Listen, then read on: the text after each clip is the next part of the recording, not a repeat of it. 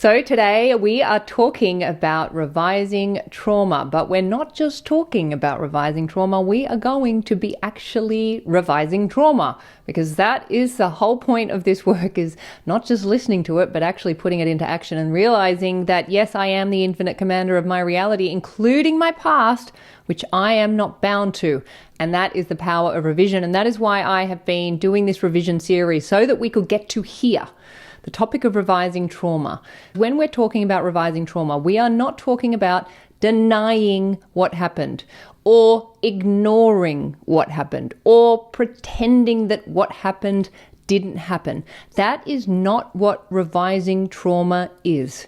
What we are doing is we are consciously choosing another potential of what could have happened, of what should have happened, but didn't happen, and yet we are imagining that it happened, and in the imagining that it happened, instead of what happened, our body, which is our reality, reflects back the shift in consciousness.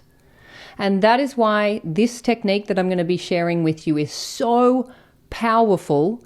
It has completely changed my life, because I did this back in 21 when I first came into the teachings, and I learned about revision from Neville Goddard, obviously, who was the pioneer of this work. And I went in and I just started playing around with a few things. So this wasn't something that I learned from anyone. It was something that I went into my imagination and I played around with. Now, when I actually started playing around with this technique that I'm going to share with you, I did it in a different order, which was why it took me quite a few months to get it right, basically, because what I did is I went straight into trying to revise that the trauma never happened. And that is something that we cannot do with this work, because if you go from a trauma memory to pretending that that memory or that event never happened, your brain just goes, no way. I know what happened. And it's like a rubber band, and it just bounces back to the trauma memory. And in the bounce back to the trauma memory, it sort of embeds that trauma memory even more, and you end up getting the opposite results. So that's not what we're doing here. What we're doing here is we are just gently guiding our awareness into another potential, but we cannot just make that jump into it never happening. And remember that your brain does not know the difference between what you are imagining and what you are remembering, because memory and imagination, they share the same parts of the brain and they are intertwined. So today I am going to share with you the technique that completely changed my life. It's called the Bridge to Freedom. And I get chills. Yeah. So, hey, let's just get into it. And yet, before we do, if you are new here, welcome. My name is Hedley. I'm a Law of Assumption coach. And if you are not new here, thank you so much for joining me again. I know that there is so much that you could be doing with your time, so I really appreciate you being here. I am a Law of Assumption coach. If you'd like to know more about me and my offerings, including one-to-one coaching, my courses, and my book, I Am Money, you will find all of that below or at my website, youaretheone.com.au. And if I could ask you, if you are enjoying my videos and finding them helpful, then it would be wonderful if you could press that subscribe button and support my channel. That would be most appreciated. Thank you so much. Now, because we are talking about trauma, it's important that I do start with a disclaimer. So I just want to be super clear. I am not a psychologist, therapist, or certified trauma specialist. I am speaking simply from my own lived experience, my process, and the spiritual lens I work with, especially through the law of assumption and the power of revision. So what I'm sharing here is not intended to replace professional mental health support. If you are navigating deep trauma or emotional distress and you need additional support, please reach out to a qualified therapist or healthcare provider who can support you in that space. This video is not meant as a substitute for professional health and mental care. This is all part of the revision series, by the way. So if you haven't seen the revision series, I have created a playlist, and I would suggest that you go to that and start at the beginning, because that will just help build up your understanding of the power of revision so that you fall in love with it and you are using it on a regular basis, as I am, because it is completely transformational in every way. And it's awesome. And it creates results in reality that are truly, truly mind-blowing. So please do take care of yourself. If you are feeling fragile or emotional or you're going through something, this may not be the right time for you to do this. Or it may be something that you do, but you need to get somebody to sit with you and be with you as you work through it. We're not actually going back to the trauma memory. You know what the trauma memory is, and even if you don't, you have a sense of it. So we're not actually going back to the memory of what happened. That's what we're actually moving away from. But we're doing it in a way that is progressive, because if we just suddenly jump into a memory of it never happening, your brain is just going to go, yeah, right, whatever, and it's going to bounce right back to that trauma memory, and it's almost going to make it stronger by embedding into it even more, because you're going to be remembering it again. So we're not remembering the actual event. For me, I'm going to be using my examples. There were two major ones in particular that I have used this process on, which has completely transformed it, and my reality reflected back those results. Now, those two memories were, one was when I was 8 years old and I'm not going to say the word because I don't want to upset the algorithm. And the second trauma memory that I did this on was an event that happened when I was 23, The example that I'm going to focus on today is the first trauma memory when I was 8 and my diving teacher did things to me that he should not have done. And this process completely changed the game around that. Now, in order to revise trauma, we want to understand exactly what trauma is. And in order to understand what trauma is, it helps to understand the etymology of trauma, because that is pointing us to the original definition of the words. Now, the words and language are not the answer, but what they are a signpost for awareness. So when we are using language in a specific way, and certainly when we understand the origins of language, we are using language in a way that's consciously directing our awareness into certain states.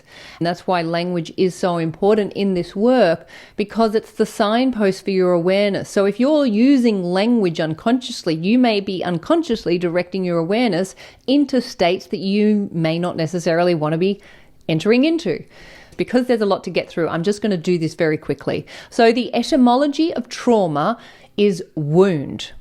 The etymology of wound is injury.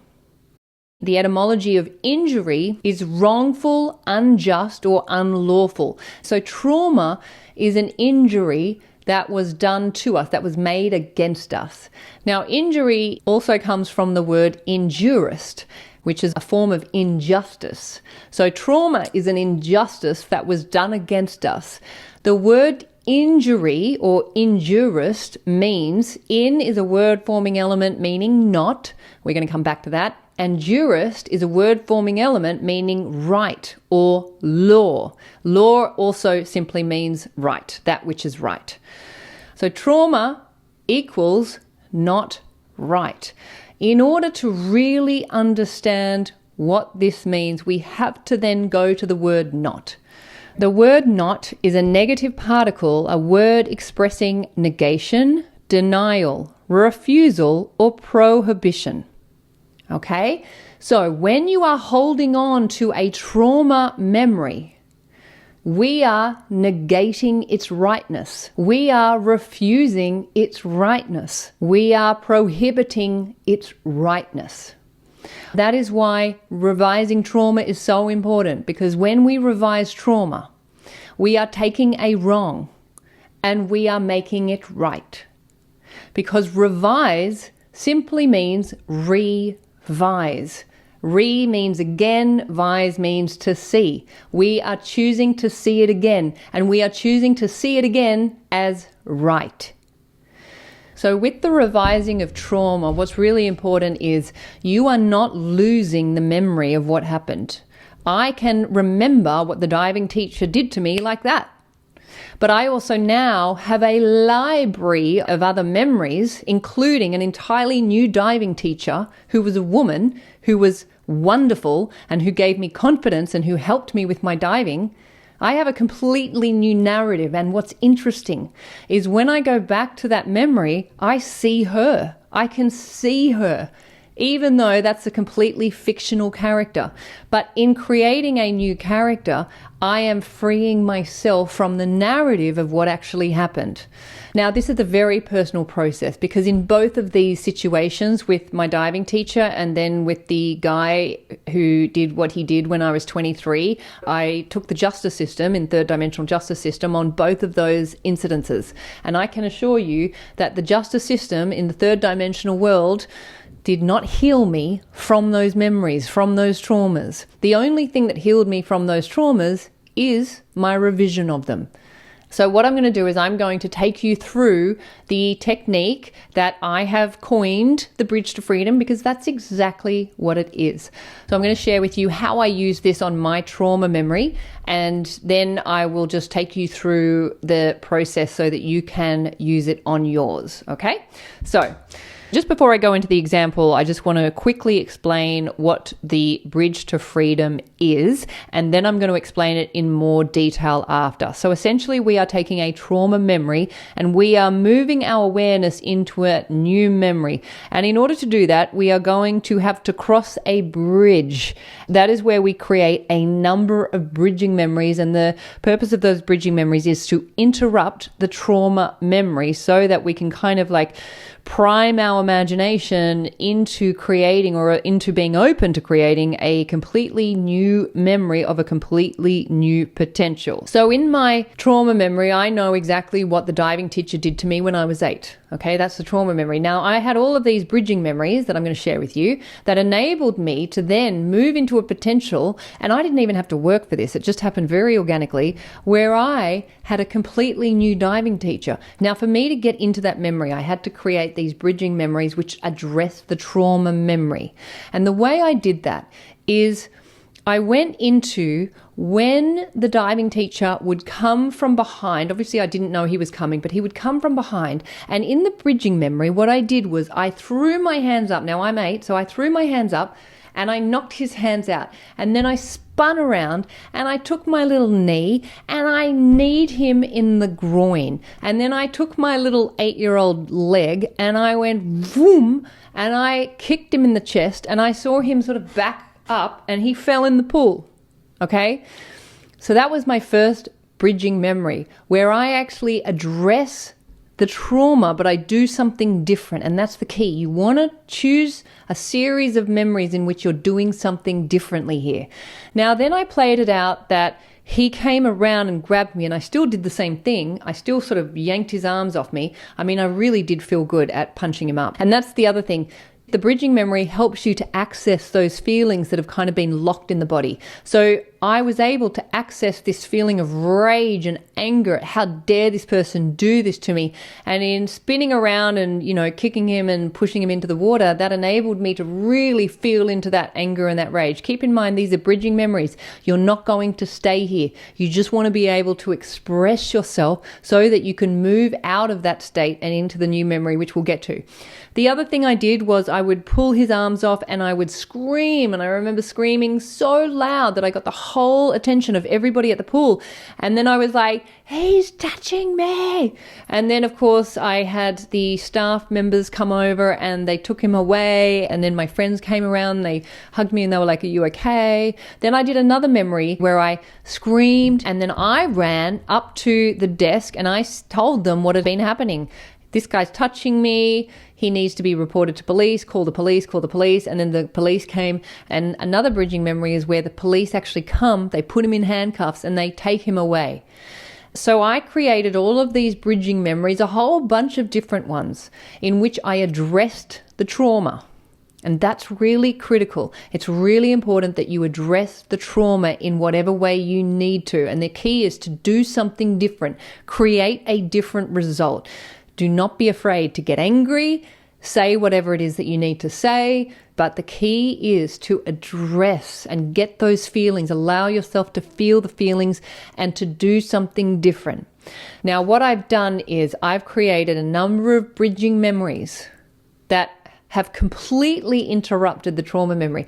With each bridging memory, you are moving further and further and further away from the memory of what happened. And by doing that, by creating that bridge, what can then happen is your imagination can then enter into the possibility of something entirely different happening instead. Once I've created all of those bridging memories, my mind is now malleable and open to consciously choosing a brand new memory, a memory of what didn't happen, of what never happened. But I'm now able to enter into it because I've created a bridge for myself. And the memory that I entered into is that I had this new diving teacher and she was lovely and she would give me a high five and she was really encouraging and I felt safe. And then I was able to excel at diving because I wasn't fucking fearing that this guy was going to come up from behind. So I now have these memories of me being able to perform a front somersault, which I could never do because I was always terrified. And that is what freed me up from the trauma of that initial event. And I was free and I was liberated and feeling strong. And that those bridging memories of where I just bashed him up felt so good. I can't tell you. It was just like boom and then boom and then boom. I really played those out a few times because they just felt fantastic. So do not be afraid to get angry in the bridging memories. Remember, you're not staying there. They're just to help you express it, and then you can move into the next and the next and the next. And of course, you can even take it as far as having absolute compassion, because of course, most people who hurt another have been hurt themselves. But we're going to leave that for now. So with the process, let me just explain it in terms of what you want to be doing with your trauma memory. Okay, so the bridge to freedom, what we are doing is we are moving from one state of consciousness to another state of consciousness. And the state of consciousness we're moving from and to is the state of victimhood, which is very much associated with any trauma memory, because when something is done to you, you are a victim to it until you remember who you are, generally later in life, and return to the state of freedom through conscious choice. So that is what this technique is helping you to do, is to move from the state of consciousness of victimhood and into the state of freedom, which is a result of the new memory that you are going to be creating. Now, in order to create that new memory and enter into the state of freedom, we can't just do it by imagining that what happened didn't happen. Your brain will not allow it. We have to create a bridge. We are creating bridging memories where we are addressing the trauma differently to what happened. And in the addressing of the trauma differently and taking different actions and creating different narratives, we are becoming the hero of that story. We're becoming the hero of our story. We're overcoming the memory of what happened. And in the creation of those bridging memories where we become the hero of the story, there will be a release of emotions. You may feel anger, you may feel sadness. Whatever you feel, allow it. And that is why it's really important to create a space where you can be quiet and have some alone time in order to do this technique. Because when you are working with trauma, you are working with deep memories and feelings. So, go gently and be easy with yourself on this. And again, please, if you need additional support, make sure you reach out for it. So in order to create the bridging memories, you want to ask yourself, what could I do here to become my own hero? What do I wish I had have done, or what needed to happen instead? Think back to my example where I used physicality in order to create a different result with my diving teacher. I also screamed. I used my voice. You can bring in props. You can bring in other characters. You can do whatever you need to do in order to create new possibilities of what happened in response to that trauma. And once you've got a whole bridge of these memories in which you are now the hero of the story, you will find that you have moved so far away from the trauma memory that your brain is now open to the possibility of an entirely new potential, where not only did that trauma memory not happen, but something completely different happened instead. In the consciously choosing a new potential, you are shifting into a completely new state of consciousness.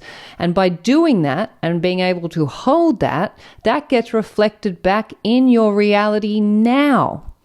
And so a new memory is 1 or 2 new memories of you having taken a completely different path. And in order to open your mind and imagination to that potential, you want to ask yourself, what never happened that could have happened if I had chosen this path instead? For me, with my example with the diving teacher, by having him arrested and by seeing him being marched out of the pool, there was now a job opening. So there was now a potential, there was now a space in my imagination where a whole new diving teacher was able to step in. And of course, I could create her using my imagination. And in fact, I didn't have to work too hard. She just arrived and she was lovely and supportive, and she helped me to become a really good diver.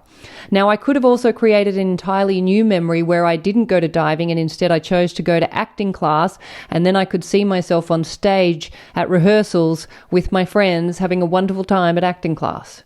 So you can take it into a completely new potential, and you'll find that because you've created all of those bridging memories, your brain can actually hold, your imagination can hold that potential of this other completely new possibility happening instead. And by holding that awareness on this new narrative, you will feel that sense of freedom and that sense of liberation.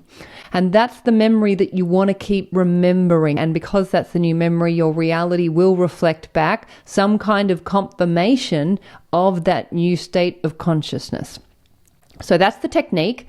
I also just want to add a note here. If you do require additional support with this, or you have further questions regarding how to apply it to your specific trauma, you will need to book in for a coaching session. That is why the service is there. You are the infinite I am of your reality. You're the infinite commander. So command a reality in which you are the hero of your own story, because you are. So revise your past, revise your traumas, take that bridge across them into the state of freedom, and your reality, being your loyal and faithful servant, will reflect that back to you in some way. We do not know how, we do not need to know, but you will be absolutely surprised and blown away and in a state of awe when it happens, as I have so many times as a result of revision. And that is why I love revision so much. And that is why I wanted to do this revision series specifically to share this process with you, because this is going to liberate you from your past. And next video, I want to continue this topic because I have an extraordinary story of what happened when I actually replaced a character with another character. So in the next video, I want to talk about swapping characters, which is kind of a wild topic, but I have a wild story to go with it, because when you can swap characters, you can actually take a certain character that may have caused a trauma and you can swap them in with anyway, I'm going to leave it for next week, but I'm already looking forward to that one. So have a wonderful week, liberate yourself, remember you are the infinite I am, and I will look forward to seeing you in the next video. Bye.